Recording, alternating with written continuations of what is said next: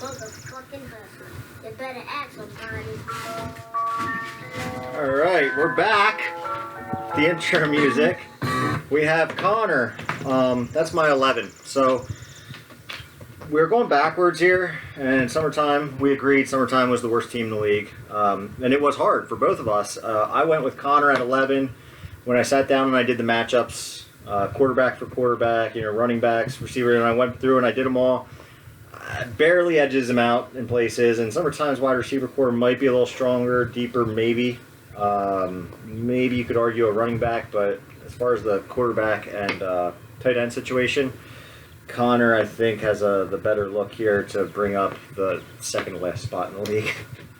Yeah, but, I mean, just looking at the rosters, it's all about Deshaun Watson. Like, if he doesn't have Deshaun Watson, I think it could go either way. Connor has zero depth. I mean, once you get behind his starting receivers and his starting running backs, he has nobody.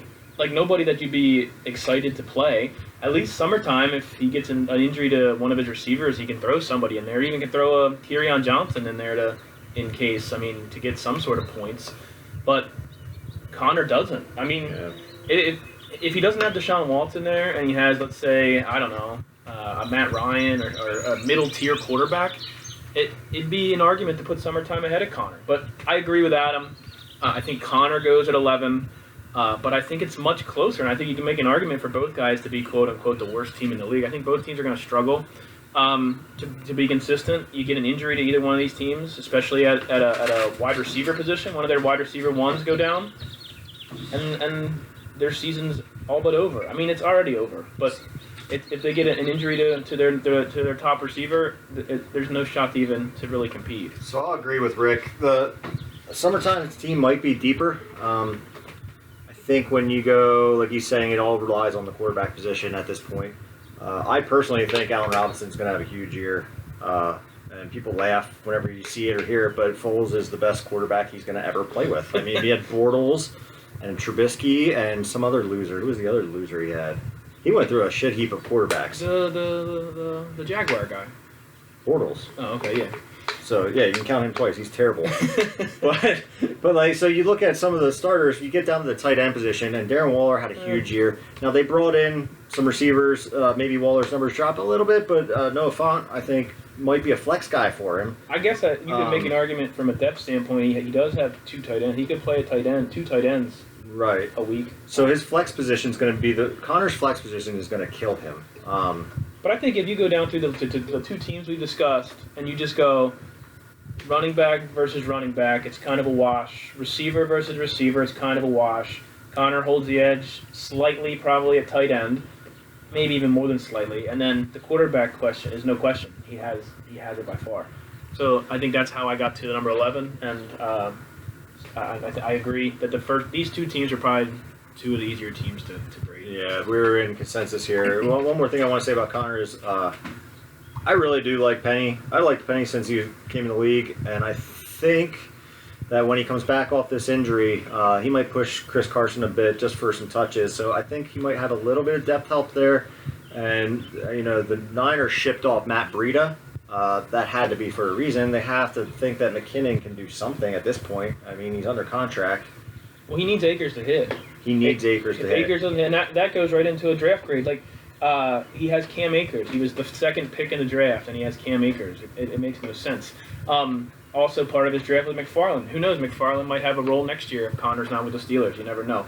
So I guess that could be. But it all goes back to Akers. A guy, and we can go into the draft grades right into this, but a guy who has the second pick, and he ends up with Cam Akers. I mean, it's unbelievable that would even happen. And then to get McFarland, he didn't have any second-round picks, so he had to hit big on this first pick. Yep. And then he had McFarland. I like Tyler Johnson at 412, but, I mean, that's your fourth-round pick. Right. What's that going to be? What did you think about his draft? So during the draft process, when 1-2 came up and time's ticking down, and I'm texting him and he's not answering, and steam is coming out of my ears like a cartoon. If he were in front of me, I would want to hold him by the neck and kick him in the balls because he had an opportunity to really help his team out here, and he blew it. And so he ends up with Cam Akers at 1.6, 1.7-ish is where he jumped in front of, I think, Harvey at the time. You got lucky Akers was there. I mean, somebody could Right. take Akers, and then. So at that point, now that I'm looking back in hindsight, and I'm thinking, maybe he could have went Judy, and yes, his running back situation would have been ass, but at least his receivers would have been maybe a little higher caliber. So he's really banking a lot on Akers. You're right. So Akers at 1.7, I guess, is shit because he could have had Jonathan Taylor. He could have had Lamb. You can go through the names. You can't grade it. You can't grade it properly because he shouldn't be there. Right. McFarland 3.7, like Rick said, maybe he hits. I like Tyler Johnson. It's a lottery too. ticket. It's a good lottery Right. ticket to have. Same with Johnson in the slot, maybe with Tampa and TB12. But when you start skipping picks at 5.2 and 6.2 when there's still players on the board, for example, I'm going to go check out, I think it was Doug. Doug snatched up Chris Thompson at 5.5. Connor skipped 5.2. Connor has almost no running back depth. You would think a guy like Chris Thompson might be helpful throughout a season where people take injury. I mean, the season's long, Right. So he's passing on guys like that. And, yeah, they're not going to win you a Super Bowl, but they might keep you afloat, That's better than having Greg Ward on your roster. Right, So, Miles Gaskins, Brian Hill. You start looking at the names on this roster and you're thinking, why didn't he just take Chris Thompson? So for all those reasons we just mentioned, I gave Connor an F minus, and I give a Connor Z. an F as Yes, well. We're on both in the draft agreement. It's hard process. for us to be in agreement on both draft grade and position, but this is one of the few times that we'll be in complete agreement.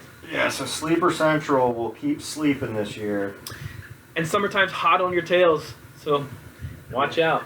And then we're going to give him the big fat F there. So, all right. So now that we're in agreement on rank 11,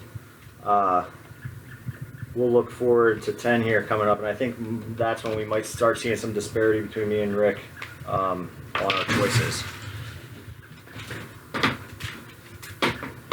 Wait, should we zoom in? I'm still not done. Can we zoom that whole way? There we go. Can you guys see that? There you go. Yeah, we're actually writing stuff. Look, this thing's cool. All right.